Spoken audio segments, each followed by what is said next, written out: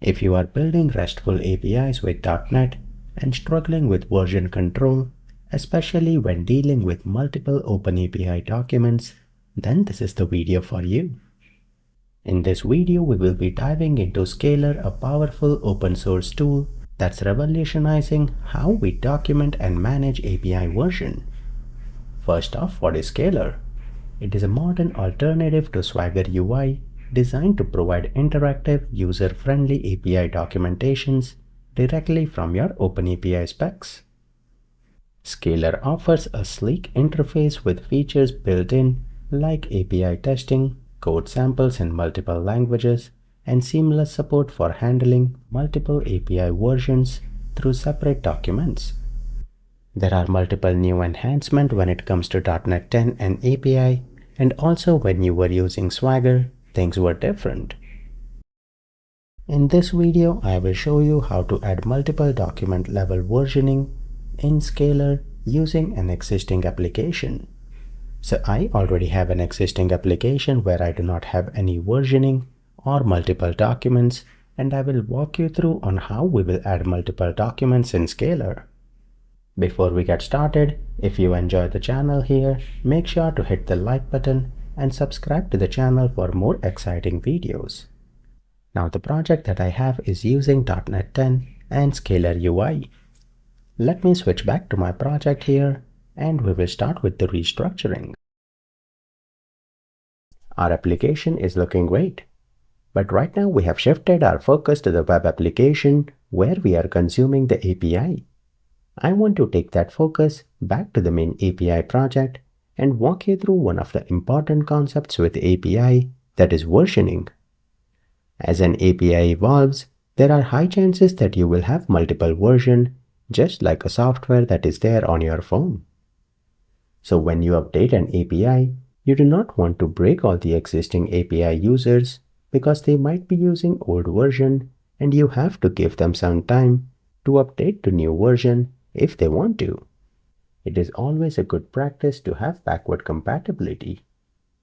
Now, how can you add versioning to your API and reflect that in documentation like we are using Scalar?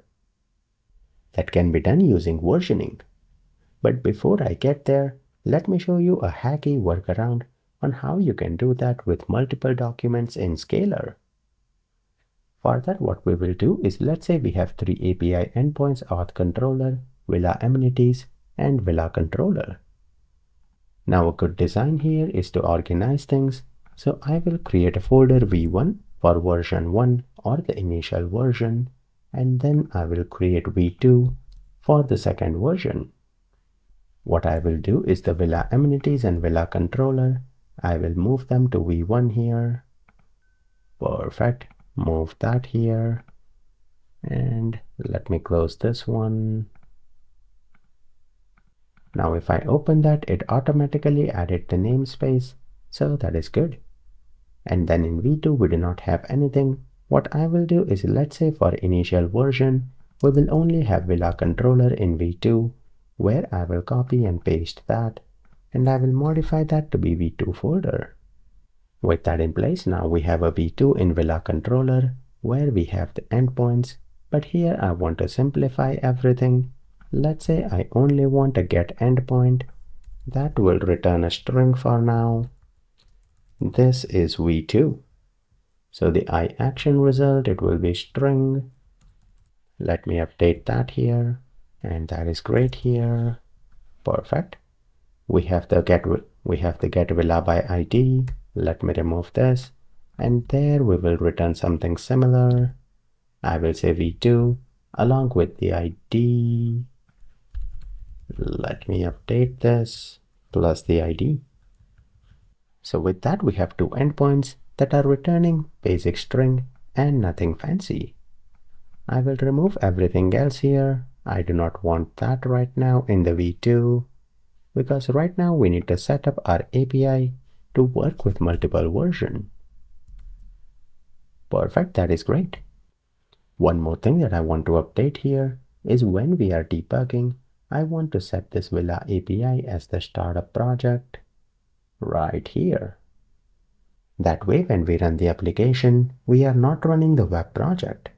Right now, we are focusing only on the API and adding our versioning to API, and later on we can make modifications with the web project. We have done some restructuring here to organize things in V1 and V2.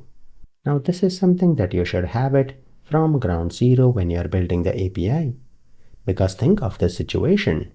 Let's say you did not have V1 or V2 and now you are changing things, modifying the routes and all of that, and there are applications that are using your API in production scenarios.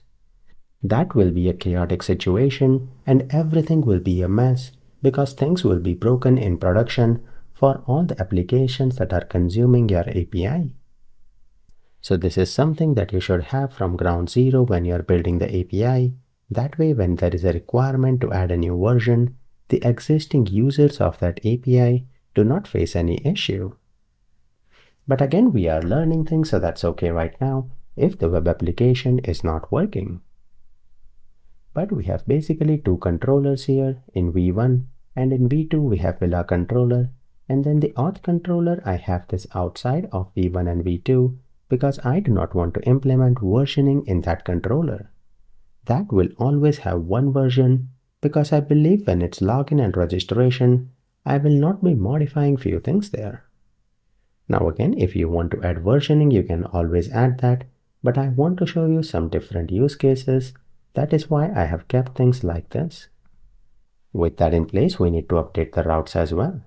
Right now, Villa controller in both V1 and V2 have the same route, and that is not correct.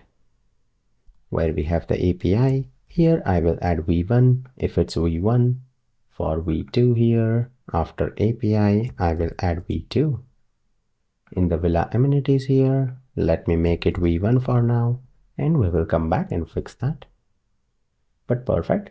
With that, now all of these endpoints have basic versions of V1 or V2, and auth controller does not have any version.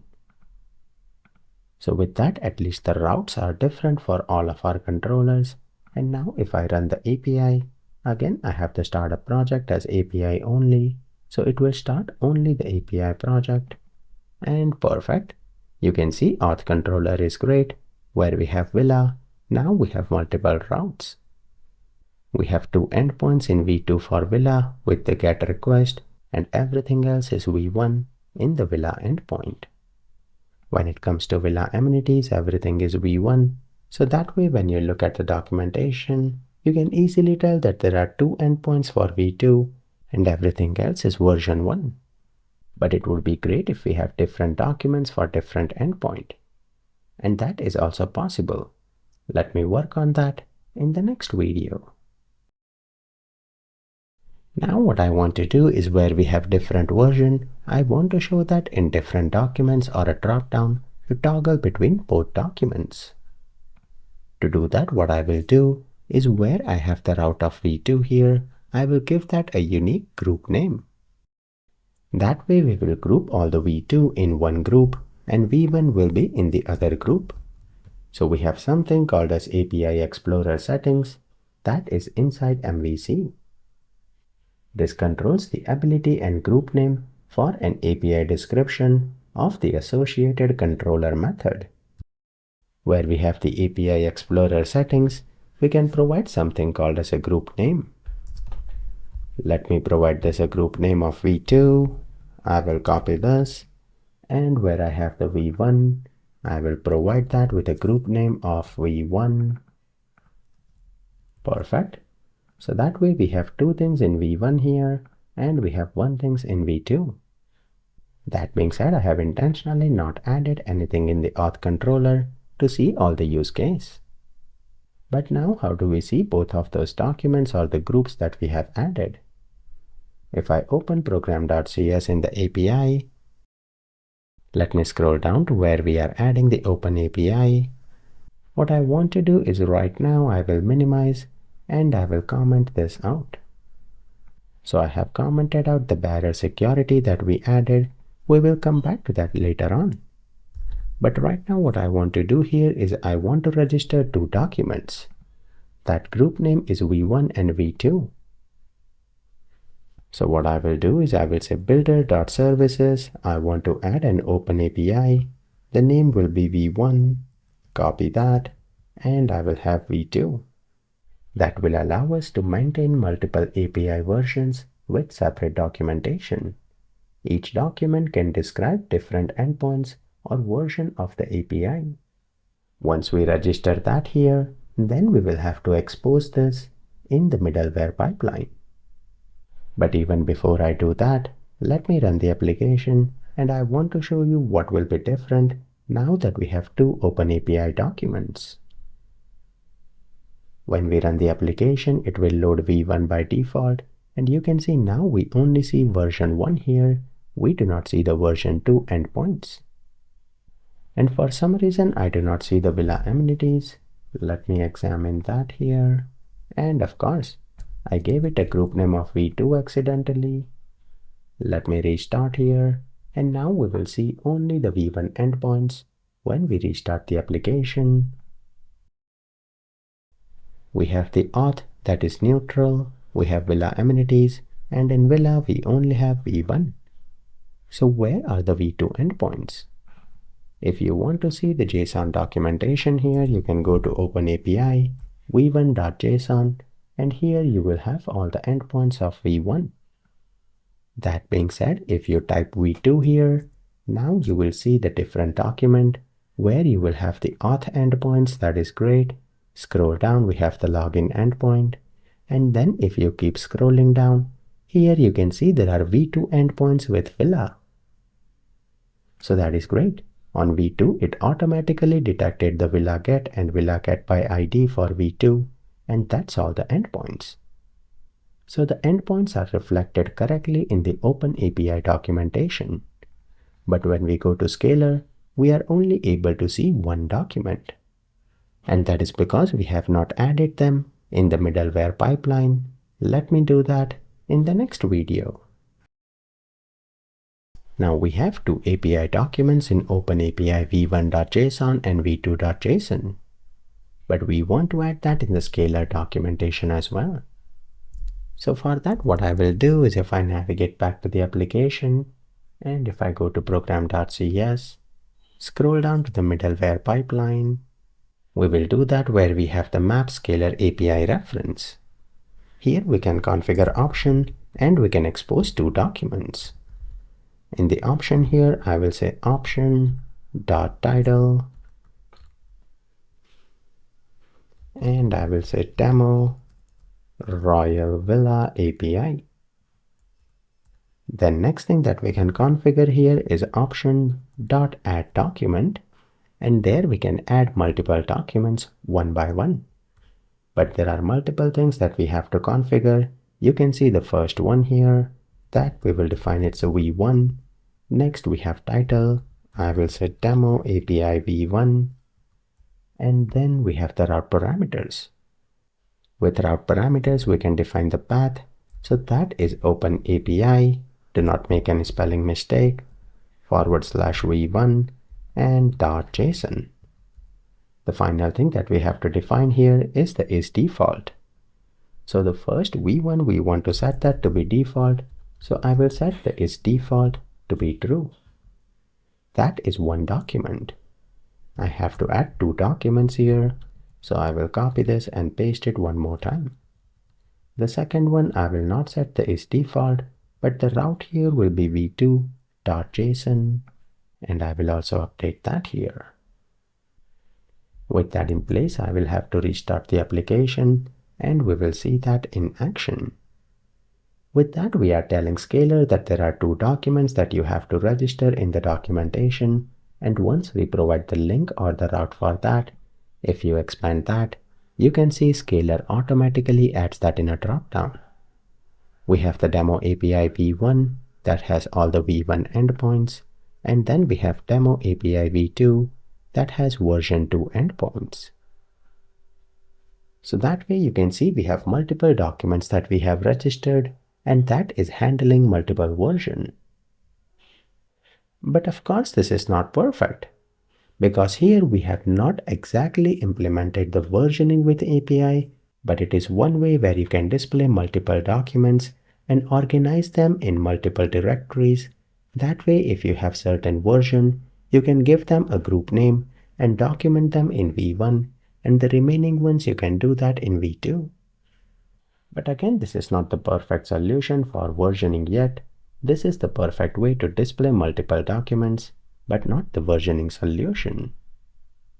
With that in place, we have multiple documents that we have registered in Scalar using our new OpenAPI spec. But if you want to implement versioning to the next level on how it should be done, then you should implement asp.versioning.mvc package and then add versioning at each controller level. And then we will have to make this program.cs dynamic. That way it will retrieve the version from that controller and extract that and build a dynamic Scalar document. I will cover that in some other programming videos, but for this video you can see how exactly we can have multiple documents and implement a subset of versioning using multiple documents. If you enjoyed the video, make sure that you like the video, leave a comment, and do not forget to subscribe to the channel. I also have a complete master course on API where we will see everything from scratch by building the API, consuming that in web application, along with many more advanced concepts. I have that link in the description below, so if you are interested, you can check that out. I hope to see you guys in some other videos. Till then, happy coding!